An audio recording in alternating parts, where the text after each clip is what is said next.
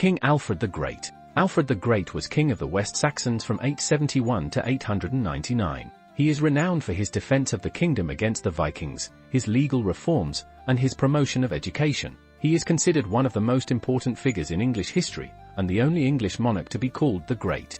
Alfred was born in Wantage, Oxfordshire, around 847. He was the fifth son of Ethelwulf, king of Wessex, and Osber. Wessex was one of several Anglo-Saxon kingdoms in England at the time.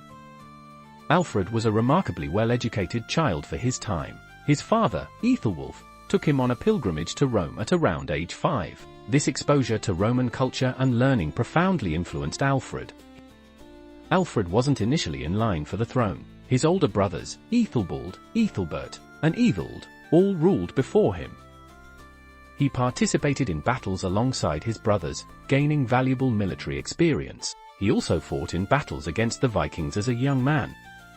Alfred married Ealhswith, a Mercian noblewoman. This marriage was politically significant, strengthening ties between Wessex and Mercia. They had several children, including Edward the Elder, who succeeded him, and Ethelflaed, Lady of the Mercians, later a powerful ruler in her own right. The 9th century saw increasingly frequent and devastating Viking raids on England. These weren't just hit-and-run attacks, they were aimed at conquest and settlement. The Great Heathen Army, a large Viking force, invaded in 865, and initially targeted Northumbria and East Anglia. Alfred became king of Wessex in 871, following the death of his brother Evald. He immediately faced the full force of the Viking invasion. Alfred fought numerous battles against the Vikings. He experienced several early defeats, and the Vikings occupied Winchester, the West Saxon capital, for a time. The surprise attack by the Vikings under Guthrum in the winter of 878 caught Alfred unprepared. He was forced to flee into the marshes of Athelney, Somerset, with a small band of followers. This period of hardship and hiding is legendary. One of the most famous stories about Alfred is his time hiding in the marshes. According to legend, Alfred disguised himself as a commoner while he lived among his people, gathering intelligence and planning his counterattack. A particularly well-known tale describes Alfred taking refuge in a peasant woman's home.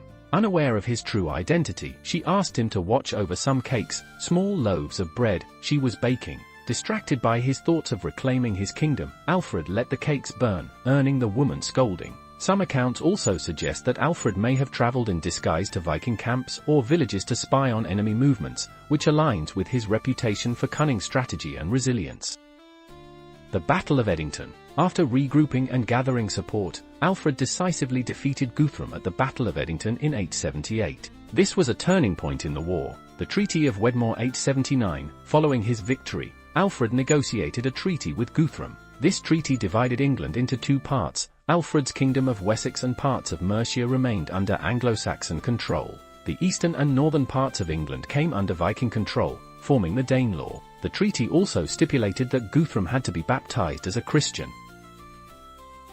Alfred implemented a system of fortified towns called burhs. These were strategically placed settlements, fortified with earthworks and wooden palisades. They served as defensive strongholds, administrative centers, and economic hubs. This was a revolutionary defensive strategy at the time.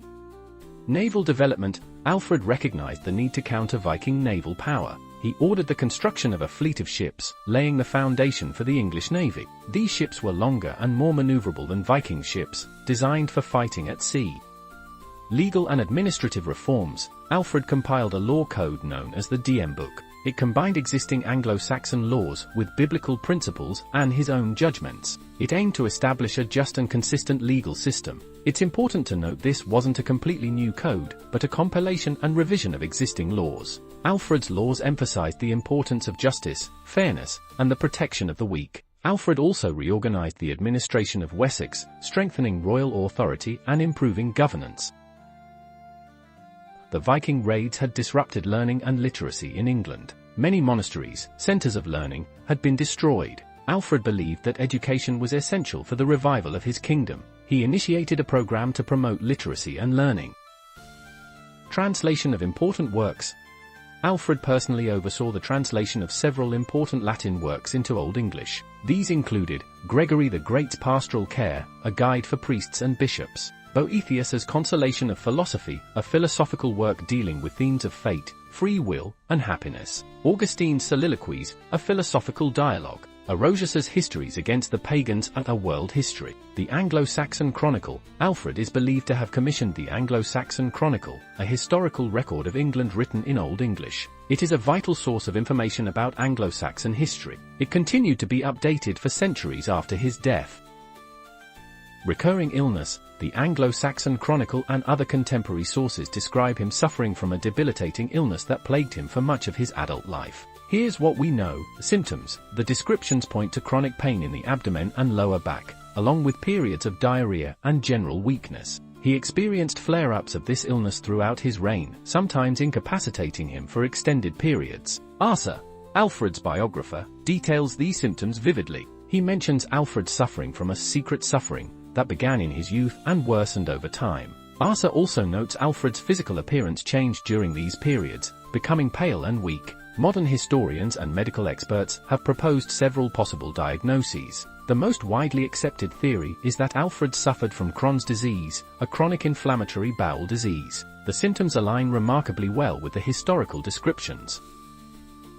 Alfred died on October 26, 899, in Winchester. He was around 52 years old. The primary cause of death is generally attributed to his long-standing illnesses. While the exact nature of the illness remains debated, it's clear it had weakened him considerably over the years. Asa provides a detailed account of Alfred's final days. He describes Alfred suffering from a severe attack of his chronic illness, which left him unable to eat or drink. He was attended by physicians, but their efforts were unsuccessful.